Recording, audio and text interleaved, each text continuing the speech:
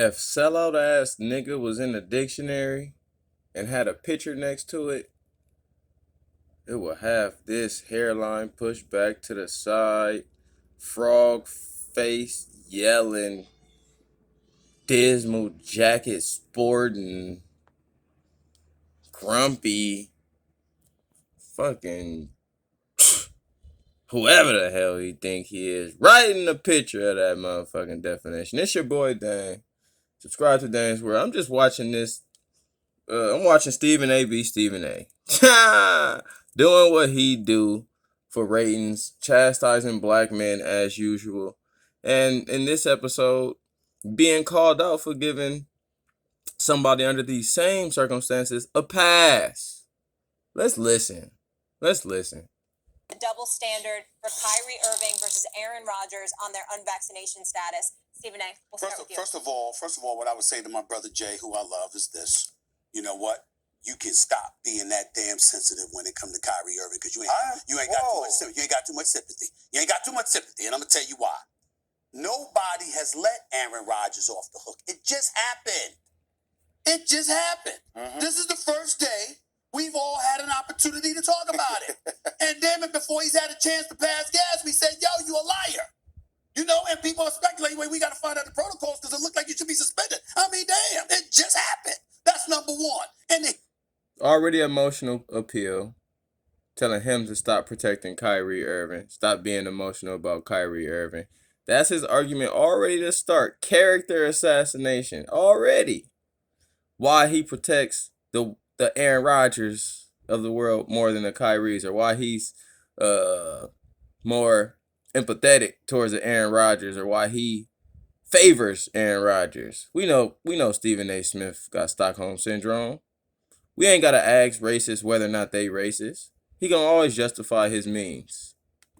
Heat ain't gonna subside. They gonna come at Aaron Rodgers because millions of people are offended by what he tried to pull. Okay, that's number one. Number two, Kyrie Irving. Let's get back to him. Because you see, that's what you've been waiting to get back to. You've been waiting to do your job. Assassinate a black man. You only want to touch on, you didn't even really touch on Aaron Rodgers. Notice how you slithered out of that shit again, nigga. You didn't even touch on Aaron Rodgers and what he did. You want to get back to Kyrie Irving so fast and talk like Vince McMahon. Fucking coon. I'm getting sick of all of the noise about Kyrie Irving. He's a victim now. He getting sick of the noise about Kyrie. Then stop tuning in. You don't have to tune in if you're getting sick. You don't have to spend your whole day talking about it today. Oh, you do because you're a slave. Because if they tell you to talk about Kyrie, you're going to get up there with that double chin and them pinstripe motherfucking jacket and that turtleneck with that lineup, you feel me, with that bottom lip and talk that shit. So if you sick, nigga, get autonomy. He the victim. I've never called Kyrie. I didn't say you did. Just like you want to talk about me, I'm not talking about you directly. But there's a lot of people saying that. I'm sick of it. So what? Be sick, nigga.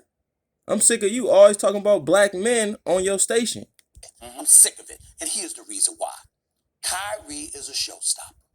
Kyrie's box office, spectacular. Damn it, they miss him. Let's call it what it is. Brooklyn ain't the same without him. I've said before and I said it again, they in Brooklyn because of him, which you know.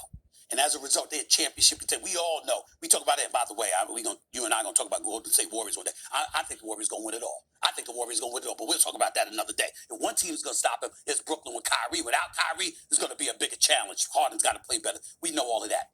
But you're possibly costing this team. A team you put together. And the reason why I won't let you ignore history, I'm going to go back to last year. There was a riot at the U.S. Capitol. Kyrie used that as an excuse to take off 2 weeks. Now, when are we going to stop making excuses? A riot at the U.S. Capitol, America, a.k.a. going to shambles. Kyrie, as an entertainer, basketball player, said, fuck basketball and entertainment. I don't want to work for this system exploiting me when there's trouble in paradise. And this, all he could think of is basketball and sports and entertainment. He used it as an excuse to take off work. As long as your slave ass don't take off work, don't worry about what else other people is doing. We know you gotta work. We know your boss will not let you not get dressed with that dingy ass jacket and not have that glistening forehead to go spew some rhetoric to diss black people. We know you gotta do it, but Kyrie don't, and you mad about that. Listen to his emotional tone. This is ridiculous. There's a riot at the U.S. Capitol. You were working. I was working. You were on the air with me. That's all you need. You working. You don't need to worry about nobody else, nigga. Max was sitting right there. Everybody was working. Business is business. You weren't at the riots. You weren't on Capitol Hill. Every damn time you turn around, there is an excuse for this man not to work. Look how mad he is about another man choosing not to do what they want to do in their life, not to go to work in Kyrie's life. Look how mad he is about that. Either he likes Kyrie so much or he hates him. But he's too emotionally invested when Kyrie just calls him a simple puppet. You're a puppet. That is what I said. People have called me in defense of him. People who love him very dearly and respect him. And because I love and respect them, I laid off. But I also made sure to make it very, very clear to them. I mean what I say, because I ain't talking about the vaccine. Because I understand. Listen, I had reservations about it. I took it. You had reservations about it. You took it. Millions of people, these people, the Nets had reservations about it. They took it. So does that make them good? Sheep mentality? We all had reservations, but we took it. That means it was cool? No, that means y'all just didn't stand on shit. But money. You weighed the options of taking it or getting the money.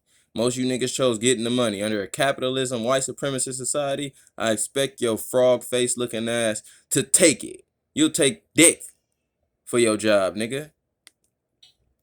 But he want to stand his ground. Respect, okay, you have a right to do that.